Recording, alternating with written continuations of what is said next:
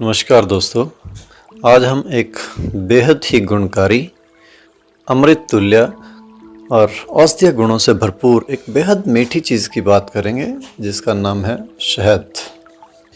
जिस किसी मीठी चीज़ की हमें तारीफ़ करनी होती है तो हम उसकी उपमा शहद से ही देते हैं और कहते हैं ये तो शहद जैसी मीठी है। शहद एक अमृतोपम खाद्य पदार्थ है। प्राचीन समय में संसार में शहद ही मुख्य मधुर पदार्थ था। आयुर्वेद में शहद की चर्चा विस्तृत रूप से की गई है। वैदिक शास्त्र तो शहद की महिमा गाते नहीं थकता। वेदों और शास्त्रों में शहद की गणना पवित्र पदार्थों में की गई है और पुराणों में वर्णित दुग्ध आदि के 7 समुद्रों में एक मधु के समुद्र की भी कल्पना की गई है। हिंदू धर्म में जो संस्कार होते हैं उनमें भी शहद का ही यूज़ किया जाता है। जैसे बालक के जन्मते ही उसको शहद चटाया जाता है। विवाह संस्कार में भी मधु के बिना मधुपरक विधि संपन्न नहीं होती है।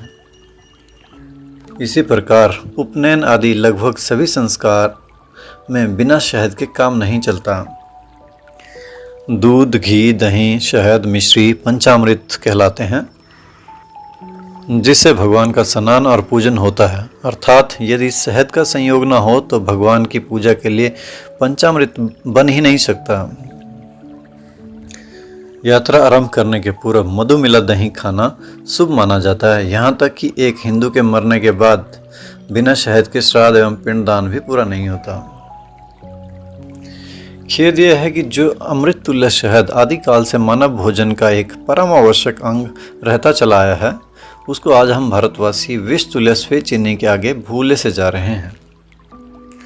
शहद को विभिन्न नामों से जाना जाता है, जैसे सोम, प्राण, देव भोजन, पुष्परस, पुष्पासु, माक्षिक, मधु आदि शहद के अनेक नाम हैं। अंग्रेजी में से हनी और लैटिन में से मेल कहते हैं। नकली और असली शहद की पहचान बहुत मुश्किल है। अतः असली शहद हम उसी को कह सकते हैं जो हमारी आंखों के सामने से छत्ते से निकाला जाए।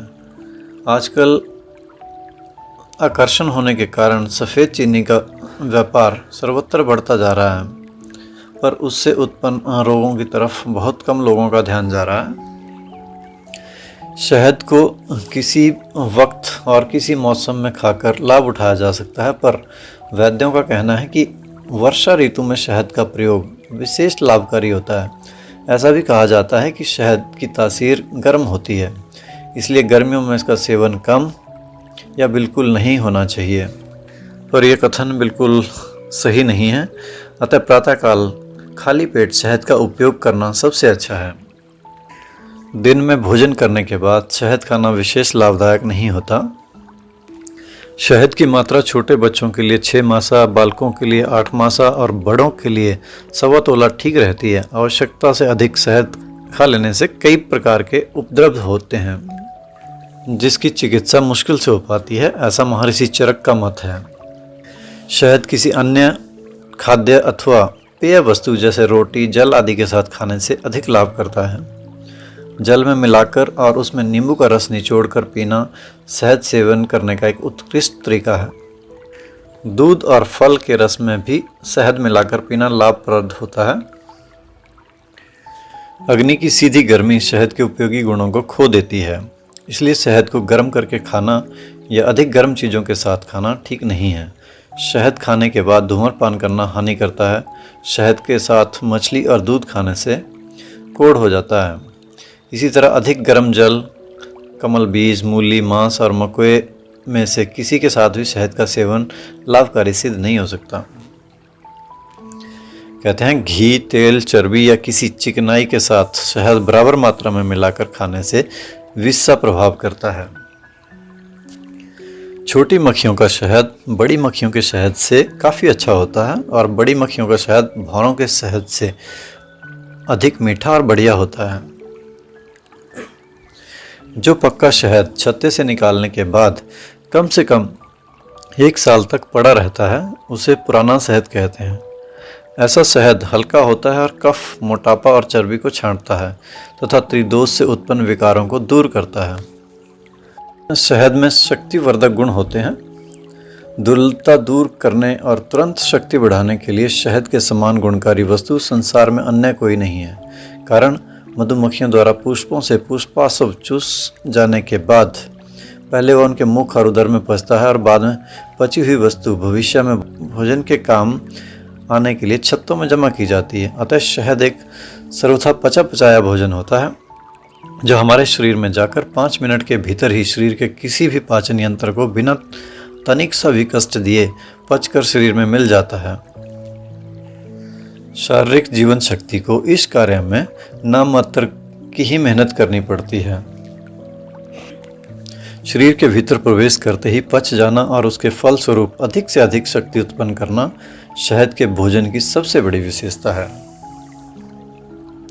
इसी कारण कभी विश्राम न लेने वाली और शरीर की सबसे बड़ी मांसपेशी हृदय के लिए शहद अत्यंत लाभदायक सिद्ध होता है।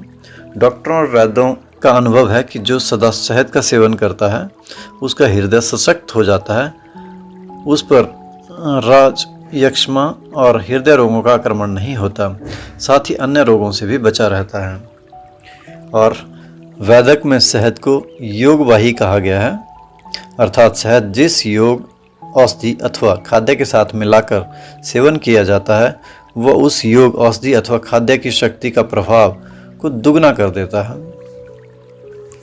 शहद के सेवन से मंदाग्नि दूर होकर भूख बढ़ती है।